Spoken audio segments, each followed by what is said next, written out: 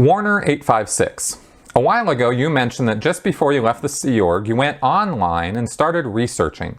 I think you said you went to Mike Rinder's website, but I'm not certain that's the one. In any case, how did you get access to the internet from inside the Sea Org? I thought they had software that wouldn't allow it or something. Here's how this went down. I was out on the road and I was doing recovery of Scientologists. So I had a laptop and I had an internet, I don't know, USB stick or dongle or whatever you want to call it, that I had paid for with project. I was out on missions and missions or projects, so I paid for it with mission funds, and I paid for, on a monthly basis, internet access. Now I justified this as a Sea Org member because I was using internet access to do tracking down people, right? Skip tracing. I was looking up addresses and phone numbers, and I had to find people who we had old addresses and phone numbers for, but no other record of them. If I was going to be able to do my job effectively, I had to be able to track people down.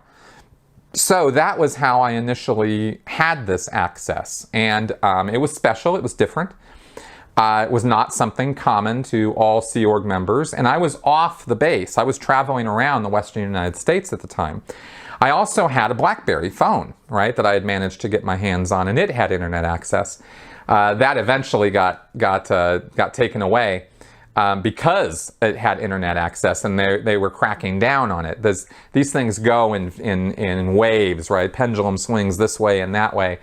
With the security in the Sea Org, right, where they'll come down really hard and go through all of the dorms and all through the whole birthing complex, and they'll take everybody's TV, or they'll take everybody's movies away from them, right? There was a huge thing where they did that. They just took everybody's DVDs one day. Didn't even tell anybody it was happening, right?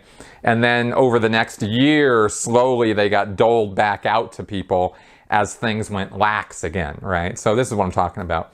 So I had internet access out on the road, and of course, having internet access and being the inquisitive person that I was online looking at Google News and Google this and Google that, and I was fascinated by it. I had been just before I'd been out on those projects, I had been involved with setting up the computer system at Bridge Publications when it moved to its huge football field-sized building.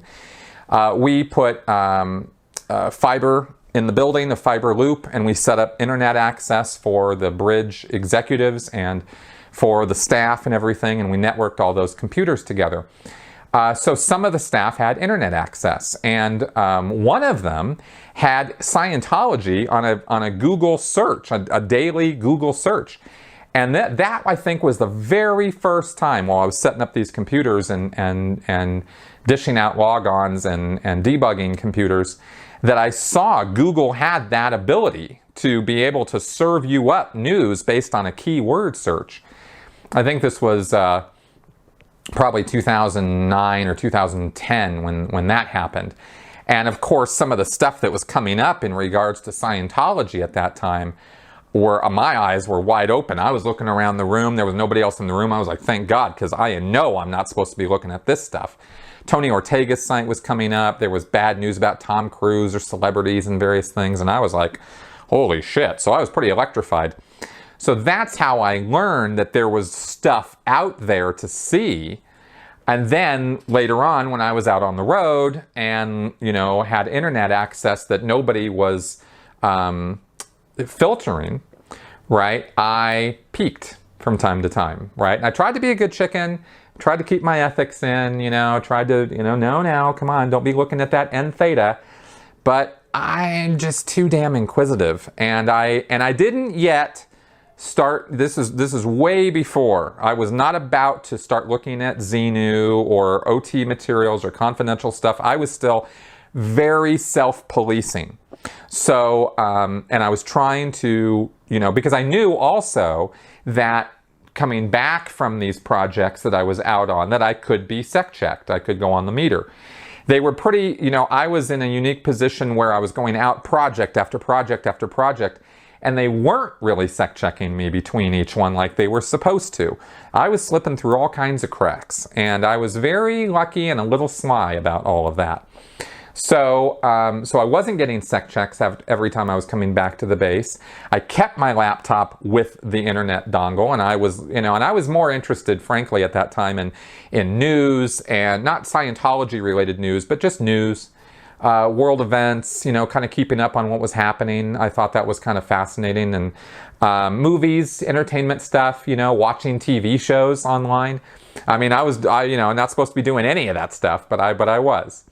So, so it was really a matter of self-policing. Now, fast forward a couple years, and I'm on the mission in Twin Cities, and that we'd opened up the Ideal Org. This was 2012, and 2011. This is 2011, and I was there in Twin Cities for most of that year. I think the org opened in late summer of that year, and so I'm on the mission to get the place going.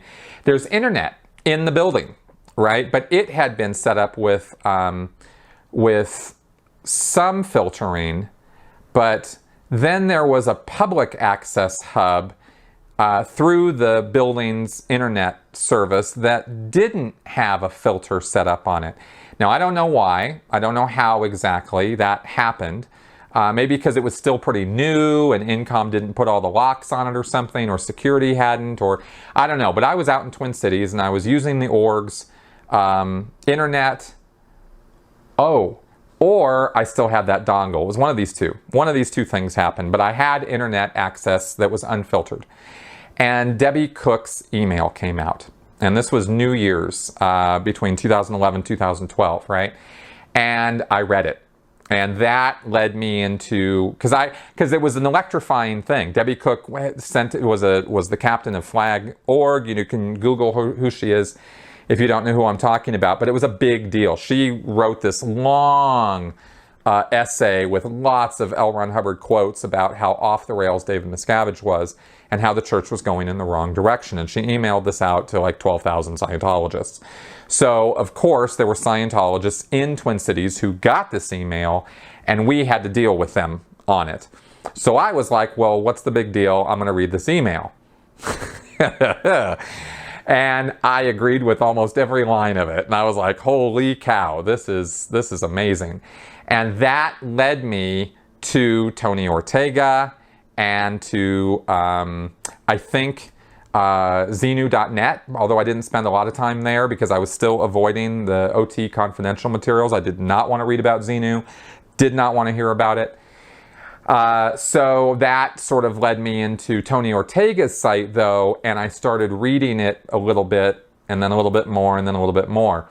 And this was when I had decided to leave the Sea Org and be on my way, and within a few months I was back in LA and I was doing the leaving process. So a year later, when I come out to Twin Cities again as a civilian, so to speak, I knew there was Scientology stuff out there. I just didn't know the depth and breadth of it, and I didn't know how far down that rabbit hole it went. But I found out within a few months after leaving the Sea Org, and that is how I ended up here. So that's kind of the internet access story, and I hope that gives you some more insight on how my situation was unique. It was not, when I was back on the base, when I was leaving Scientology, or leaving the Sea Org rather, it was filtered internet access. I didn't have unfettered access to the internet. And so so during that whole time period, I was not, looking at any anti-Scientology stuff. I was just trying to leave the Sea Org. And that was, in fact, the time when they put the internet access available to the crew on the PAC base at Big Blue. So that was in 2012 that all happened. So I did get access to that internet, but it was totally filtered, and you just look up entertainment, news, stuff like that. But you weren't going to get any access to Trey and Matt or any of the anonymous sites or anything like that. So that's how that goes.